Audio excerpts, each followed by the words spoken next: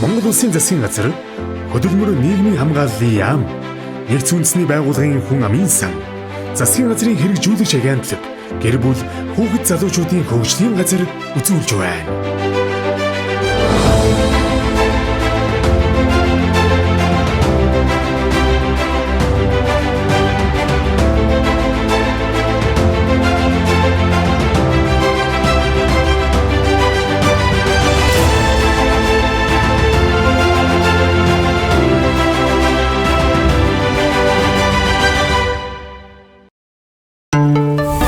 Залуучуудын хөгжлийг дэмжих тухай хууль. Түүхэн бүхэл цаг үед залуучууд өөрчлөлт, шинжлэл, хөгжил дэвшлийн түүчээ болж эх орноо хөгжүүлэх, ахмад үеэсээ суралцах, үлгэр дуурайл үзүүлэн хойч үеэ бэлдэх эрхэм үүргийг хүлээсээр ирсэн.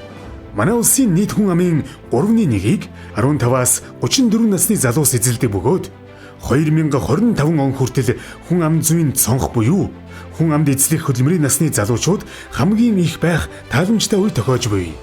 Тийм ч учраас Монгол улс 2017 онд түүхэндээ анх удаа залуучуудын хөгжлийг дэмжих тухай хуулийг баталсан юм.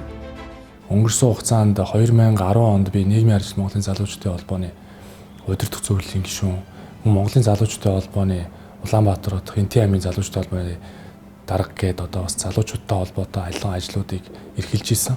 Энэ үеэр нийгмийн арчил Монголын залуучуудын холбоо 21 аймаг нийслэлийн 9 дүүрэгт анхаа улангийн асуудал гэдэг хилцүүлгүүдийг өргөнүүлсэн байна. За ингээ үндэсний хэмжээнд явуулсан энэ хилцүүлгийн үр дүнд боловсрол, хөдөлмөр эрхэлт, эрүүл мэнд, нийгмийн залуучуудын оролцоо, за мөн одоо хөдөлмөр нийгэм хамгааллын одоо төрөөс үзүүлэх дэмжлэг гэдэг хэд хэдэн чиглэлүүд тодорхой болж эхэлсэн. Ингээд бид нар бол залуучуудын хөгжил дэмжих тухай хуулийг батлан гаргая гэдэг юм зорилтыг дэвшүүлээд энэ хуулийг бол улсын хурал баталсан байнамаа. Тэгэхээр энэ хууль бол гарснаар дэлхийн 183 орноос 82 дугаар байранд билүү дээ. Тухайн үед залуучуудын хөгжлийн индексээр явж байсан манай улс 6 байраар урагшилсан. Энэ бас шийдвэрийг маань тухайн үеийн олон улсын байгууллагууд бол үнэлсэн. За мөн залуучуудын хөгжил дэмжих тухай хуулийг батлан гаргасны дараа бол манай улс гэр бүл хүүхд залуучдын газар өөрөө нөө залуучдын асуудал эрхлэх бие даасан агентлаг болж хөгжих энэ их зүйн орчин бүрдсэн. Монгол улс залуучуудын хөгжлийг дэмжих тухай хуулийг баталснаар дэлхийн болон бүс нутгийн хэмжээнд залуучуудын асуудлаар бие даасан хуультай болсон зөөн орнуудын нэг болжээ. Ингэснээр залуучуудын хөгжлийг дэмжээ зогсохгүй олон улсын гэрээ конвенцээр хүлээсэн үргээ биелүүлж тогтвортой хөгжлийн зорилт 2030-ыг биелүүлэхэд чухал алхам болж байна. Нэгдсэн үндэсний байгууллагын хүн амын сан нь залуучуудын хөгжил, тэдний гэрэл гэгээтэй ирээдүйн төлөө хувь нэмэр оруулдаг нэгдсэн үндэсний байгууллагын төрөлжсөн агентлагуудын нэг юм. Бид 2013 оноос эхлэн залуучуудын хөгжлийг дэмжих тухай хуулийг батлуулахаар ажиллаж эхэлсэн бөгөөд 2017 онд батлуулсан. Энэ хууль хэрэгжснээр залуу хүн ажил хийх, хөгжих, тэтгэлэгт хөтөлбөрт хамрагдах зэрэг боломжууд бий болж бүх аймаг дүүрэгт залуучуудын хөгжлийн төвтэй байх, тухайн төвөөр дамжуулан хөгжих, сурах боломжуудыг олгосон. Иймээс би залуу хүн бүрийг энэ хуулийн агуулгатай танилцаарай гэж уриалах байна. За энэ хуулийн хүрээнд бол бид нэр бүх аймаг дүүргүүдэд залуучуудын хөгжлийн төвийг байгуулсан. За мөн Монгол улсын бүх засаг захиргаан нутаг дэвсгэрийн нэгжид бол одоо залуучуудын зөвлөлийг бол байгуулсан. За энэний гол зорилго нь бол залуучуудын хувь хүний хөгжлийг дэмжих, залуучуудын оролцоог бий болгох тал дээр бол бас онцгой анхаарч ажиллаж байгаа.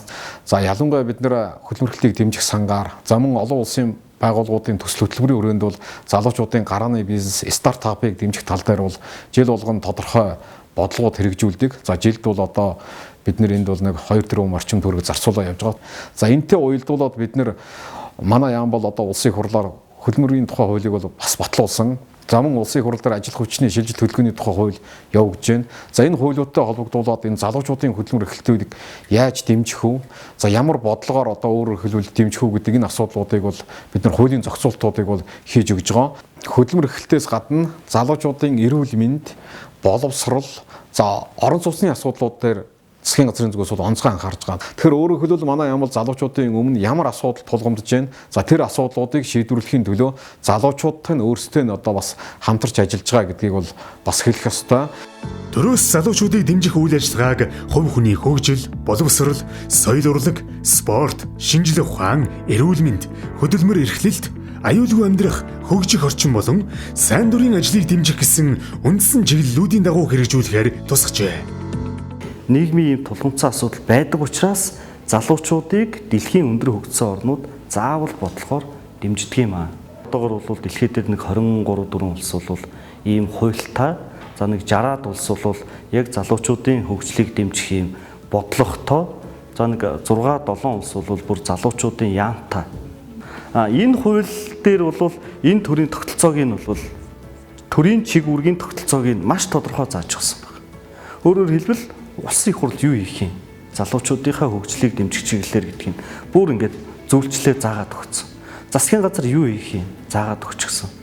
Аймгийн засаг дарга нар, нийслэлийн засаг дарга нар, дүүргийн засаг дарга нар, дүүргийн одоо сумын засаг дарга нар юу хийх юм бэ гэдгийг дахиад бүр ингээд хуульчлаа заацсан. Та энэ хуулийн дээр ийм үүрэгтэй энэ үүргээ та одоо биелүүл гэдэг шаардлагыг залуучууд нь тавих ийм хуулийн боломжийг юм бол гаргаж өгсөн байна. Монгол улсад 15-аас 34 насны залуус нийт хүн амын 30.6%-ийг эзэлж байгаа бөгөөд залуучуудын эрх, хөгжил, хамгааллын асуудлыг чухалчлан авч үзэж, засгийн газрын хэрэгжүүлэх шагнаалаг, гэр бүл, хүүхэд залуучуудын хөгжлийн газрыг аймаг дүүрэг бүрд байгуулан, залуучуудын асуудлыг бүх шатанд хэрэгжүүлэх, тэдэнд хурц ажиллах боломжийг бүрдүүлжээ. Залуучуудын хөгжлийг дэмжих тухай хуулийн хүрээнд залуучуудын асуудал эрхэлсэн төрийн захиргааны байгууллагын хувьд орон нутгийн залуучуудын асуудал эрхэлсэн харьяа байгууллага залуучуудын хөгжлийн төвүүдийг удирдлага, мэргэжил, арга зүйн удирдлагаар одоо хангаж ажиллахаас гадна хувийн хөгжил, боловсрол, соёл урлаг, шинжлэх ухаан, спорт, эрүүл мэнд, аюулгүй амьдрах орчин, за мөн гарааны бизнесийг одоо дэмжих, сэтгэл зүйн үйлчилгээнд холбон зуучлах, эрүүл мэндийн үйлчилгээнд холбон зуучлах гэх мэтчлэн одоо хуулийн хэрэгжилтийг одоо үндсэн чиглэлүүдийн хүрээнд ханган ажиллаж байна. 21 аймаг нийслэл 9 дүүрэг харьяа газар байгууллагууд маань за залуучуудын хөгжлийн төвүүд маань эхний одоо хагас жилийн 21 оны эхний хагас жилийн байдлаар одоо 30 гаруй мянган залуучуудад бас хурж ажилласан тоо мэдээ байна.